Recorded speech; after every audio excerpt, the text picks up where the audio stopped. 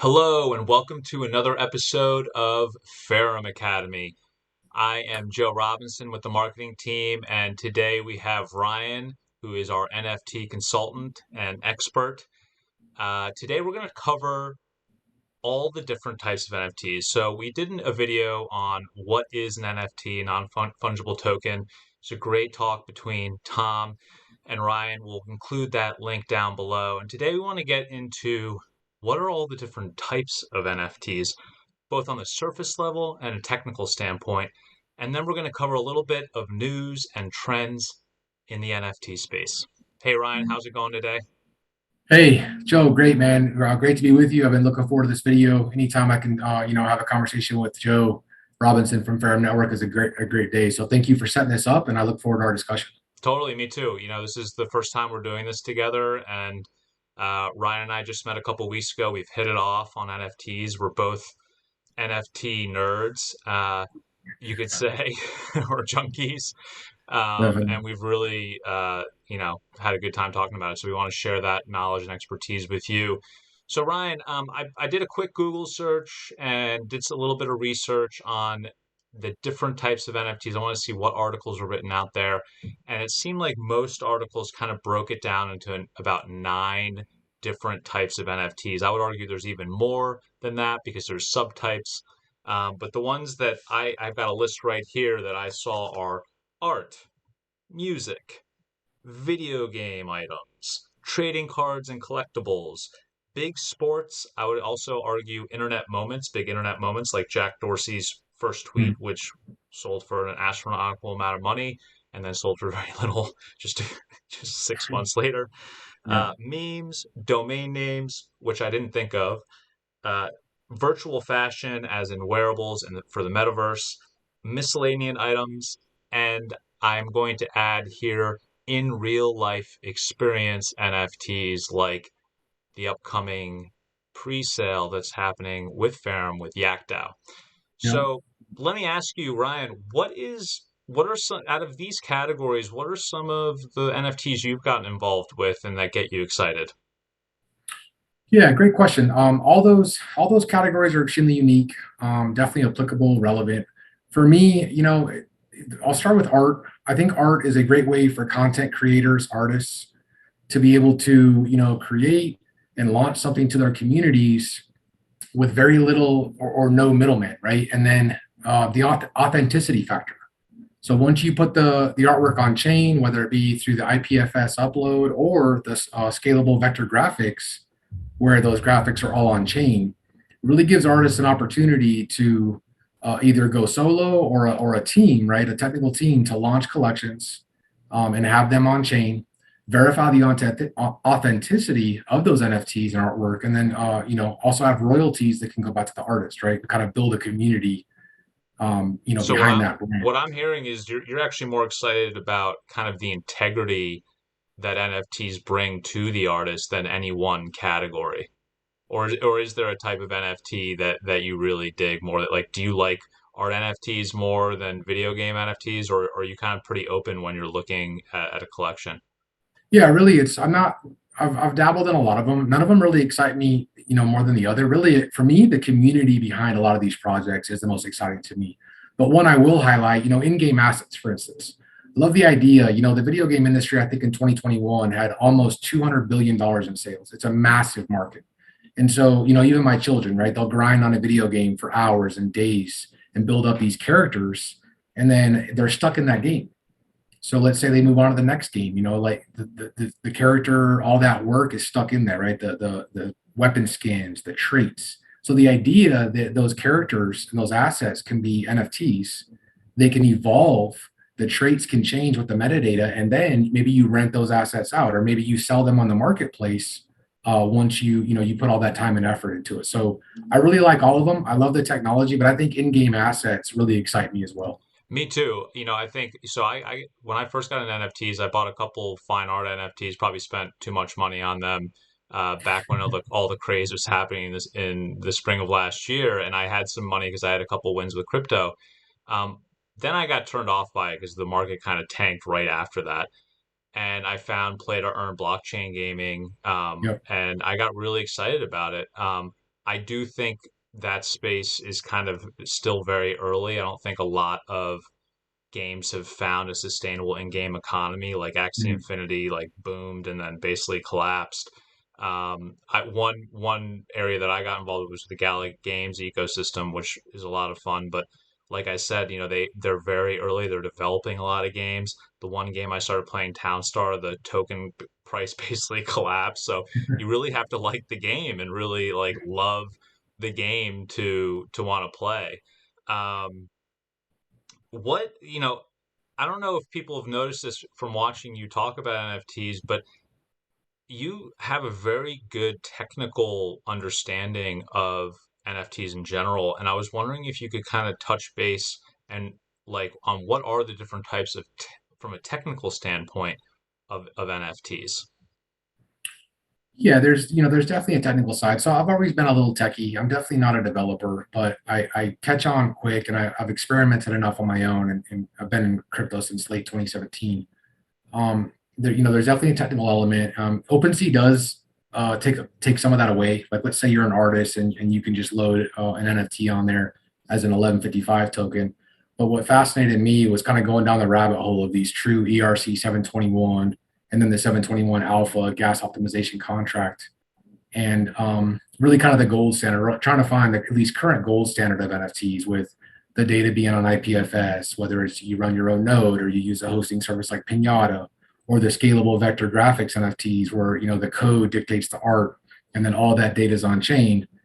So for me, definitely again not a developer, but I have a pretty you know decent understanding of the technical aspect behind it, the Discord, the community, the community approach, and I think that helps me keep up with the NFT space, um, and just continue to read. Right, stuff is so early. You and I sitting here talking about this now, we're definitely early, and so that excites me. And I just like to try to keep up with the trends and see where the space is going, and that's really the most exciting part for me. Right. And I think Ryan's answer says it all. I think I've been in the NFT space for a while, and when I met Ryan, I've been really impressed with his knowledge of the technical side. That even with all the research that I've done and all the projects I've minted and been in and I'm holding on to, I really, until I met Ryan, have never heard anyone with his kind of know-how on it. So even in his answer to my question just now, I'm going to go back literally and take notes on what he just said, and we're going to do some Ferrum Academy videos on the specifics of some of the terminology he said, because it goes right over my head, and I've been in the NFT space. I know it. People consider me an expert, in my community, which I would say is a more newbie, young, intermediate kind of crypto investor community. Um, so I'm going to circle back with you on some of these terms that you kind of throw around as if we all understand it. So there are a lot of different types of NFTs, obviously, and there's different types of NFTs from a technical standpoint. Um, what do you think in terms of trends we're headed in terms of stuff that you're really excited about in terms of types of NFTs? Yeah, so lately we've seen a lot of the volume on Ethereum dry up compared to months past. We've seen a trend shift. It seems like to Solana, Solana spring summer. So I'm not a Ethereum maxi. I'm rooting for blockchain technology. I do know that for instance the Solana blockchain was halted again today globally. Stuff like that concerns me, right? Because I'm really a decentralization maxi. Even when like the Infura RPC node goes down, I believe Consensus owns that. And then for a while, if you don't know how to load your own RPC node in MetaMask, you can't make transactions. So really, I'm rooting for the technology from the macro perspective. Um, but I do love decentralization. I love to be able to permission, in a permissionless way, transact, remittance, and just play around with this technology. Can We've you can also you just seen. give our audience a brief like definition of what being a decentralization maxi means? So I believe any type of central control that can dictate the direction or the decisions of the project, right? That's what we like Facebook. We don't have any say in what in the direction Facebook goes. So when you look at the decentralization of the Bitcoin network or the Ethereum network with all the nodes, it's really difficult to attack the network double spend the network, compromise the network in any way. And that for me, and I know that there's limitations there, the Bitcoin or the blockchain trilemma, and speed and scalability and security and decentralization and all those things. But I just bring that up because we've seen the trend with Solana. I'm not saying Solana won't do well, but when a blockchain could be halted from producing blocks, stuff like that concerns me. No, me Another too. I trend, think it's very concerning. And I think I'm up there with being. I lean towards being a decentralization maxi. I think it would be better if we did only have decentralized systems in the crypto world. I recognize the need for maybe some centralization out of efficiency needs because I've noticed like Binance, for example, is more centralized, but it's also typically more reliable. It doesn't have nearly as many outages as Solana. And when you have NFTs on the Solana network, I have a couple collections that I'm in, and there's some transacting that's involved with them, and suddenly the network's out, and it's been out now. Anytime there's a lot of busyness on the network, like a big mint or just a lot of transactions, it just either gets halted or slows down to a crawl. And you kind of see the same thing with Ethereum. Like Ethereum, like when Ethereum is near its AF, it slows down to a yeah, trickle. Like right now, it's way below its AF, and it's doable. It's actually pretty efficient. It's still pretty expensive comparatively to Solana or Binance Smart Chain. So I think being a decentralization maxi is a good thing, and I'm glad you are because I am too. And if you don't know what maximalism is, you can check out our Bitcoin. What is Bitcoin maximalism? Ian and I did a video this week on that. I'll include the link below. Check out our library on YouTube. We've got a whole slew of really good content. Um, so, in terms of kind of recent trends that have been happening, besides the Solana outage today, which I agree has been really frustrating, what other trends have you noticed that you want to talk about? You mentioned something about Goblin Town. What is that, and what's going on with them? yeah. So we've seen, the free mints are not new. Free mints have been going on for, I was aware of some many, many months ago, but there's a trend now, especially with the market being down, where some of these higher quality, or at least a perception and speculative side of being higher quality free mints, we've seen do well. So Goblin Town recently, I mean, I think it hit an eight plus ETH floor earlier Wow. today. I think down a little bit now. Was a free mint. We also saw AI Moonbirds, and some of these projects. I think Goblin Town team, I believe, held 1,000 NFTs in their treasury, and the royalty percentage alone, they've made a killing on just the OpenSea and marketplace trading volume. Wow, so their model is based on getting that percentage, that royalty percentage, instead of taking in kind of an upfront mint price, Yeah, essentially. I mean, I haven't talked to the team, and so I don't know what their original intent is, but I think it's a decent model in at least in certain times, right? You go with the free mint, you build a really strong community, and if the project can take hold and get some momentum, the founders are also going to make some money. You have happy investors because it was free plus gas. And if the project continues to execute and through a roadmap, especially once the treasury has some funds from the marketplace sales royalties, it's an interesting model for sure, as opposed to seeing. I mean, for a while during the height of this NFT, winter, I guess, kind of fall, winter, spring, we saw some mints coming out 1 ETH, 2 ETH, I know. 2.5 ETH, and that's fine. But it kind of reminds me of like the 2017 ICO boom in a way where do they have a working product prior to raising this massive amount of capital? And if not, once they have all that cash on hand, you know, what's the expectation for continued development, right, and community growth and all that stuff. So the free mint trend is very intriguing, and I'm following it closely. That's amazing. I wouldn't have even fathomed that that could exist just because I'm thinking, this is a project they need capital to be able to do what they want to do.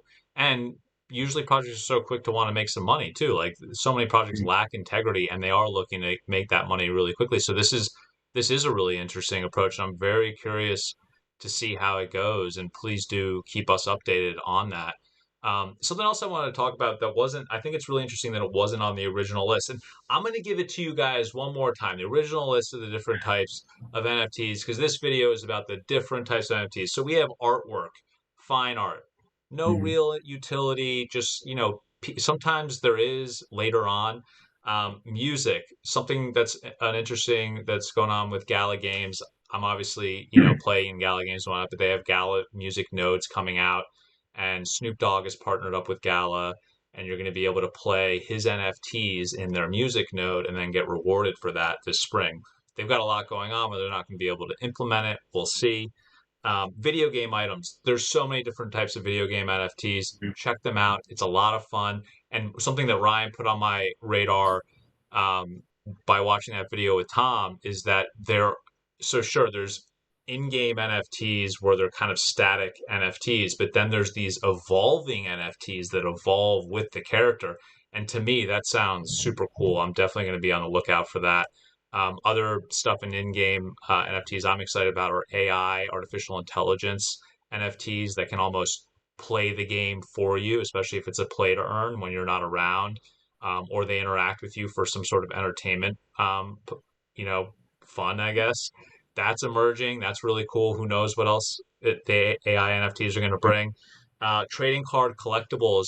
This is an interesting area because there's a lot going on in this space with different chains I'm actually not that aware of that like Topps baseball card has partnered up with and all these like bigger brands. And I'm watching that because I feel like they've got the capital and the resources to really grow that.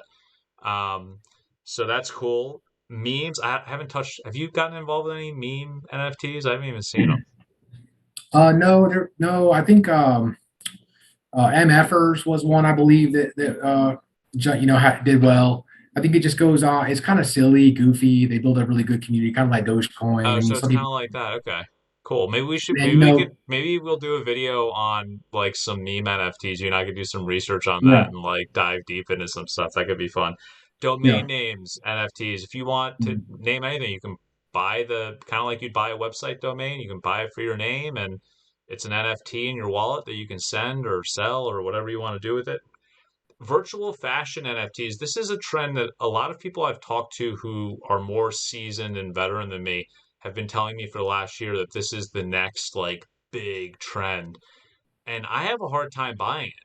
What do you think about like I don't get it. Like it's just hard for me. Like I don't care what my avatar is wearing that much, you know? Like what do you think? yeah. I think if you can think of it and you can code it, the sky's the limit. Especially now, there is an NFT collection that I was following called Black, but it's BLVCK, and they're a clothing brand, a high-end clothing brand outside of Paris. And they recently launched a collection, and they tied a lot of their artwork with a lot of the real life clothing that they've been selling. I don't know when they were founded, but they've been around for a while, and they're basically blending Web 2 with Web 3, and holders of the NFT can get discounts and stuff on their online store. And I think we might see more of that as opposed to just fashion NFTs of standing alone and trying to build a brand from that. We might see some success there, but I really see like the Web 2 fashion kind of adopting and having a hybrid into Web 3 and figuring out how to leverage Totally. the NFT side to enhance their brand and increase value for their brand and community. That sounds really cool. Yeah. Um, Yeah. the last thing on here that wasn't a part of the article that I'm going to include in the description is in real life NFTs, IRL NFTs that give you in real life experience. Get Kicks, which uh, Mm.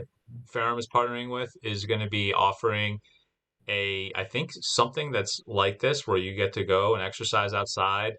Similar to Steppen, but definitely its own thing because it includes real life. It kind of combines real world collectibles, which I think is really cool. Collectible sneakers because that's a hot item.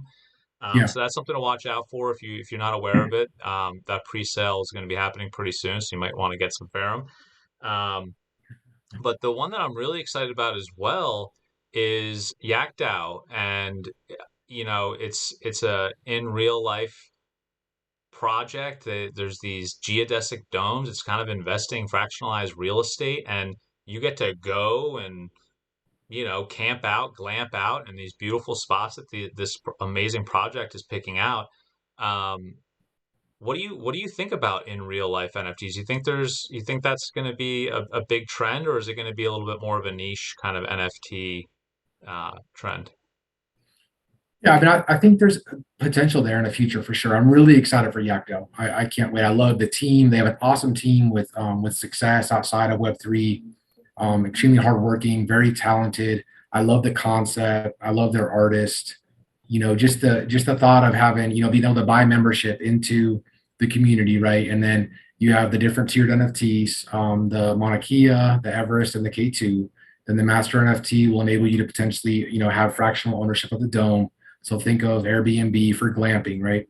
I think it's spot on. Really excited. They're looking at properties right now, and they haven't even this project hasn't even minted yet. They're doing a private pre-sale, already looking at properties to put a down payment on and then acquire, and then so they can get the domes installed on there as well, and build community centers on there with shower facilities. And I'm really pumped for them. And then overall, yeah, I do think that we're going to see a trend and a lot of success in that area, right? Because the idea that you could hold an NFT, which is very rare and valuable and very unique, right? As opposed to like a fungible token, like an ERC20 standard, and then have that tied in some way to, in real life events or properties or whatever. I think there's a lot of potential there, and it's really exciting. And it doesn't mean that you have to be single threaded in the in real life area.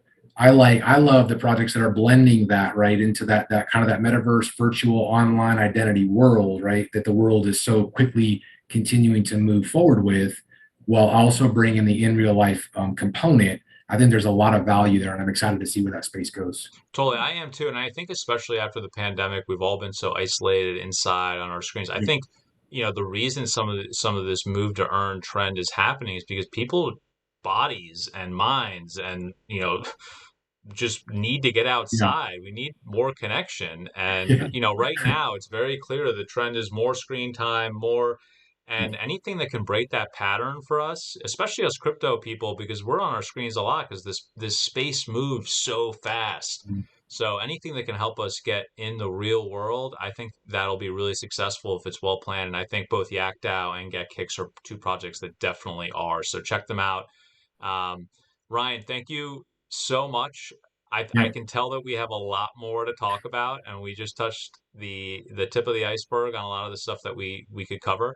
So I look forward to more conversations with you. Ryan, again, is the NFT consultant for Ferrum. He does an incredible job helping teams that are being incubated, teams that need some counsel around NFTs. He is the go-to.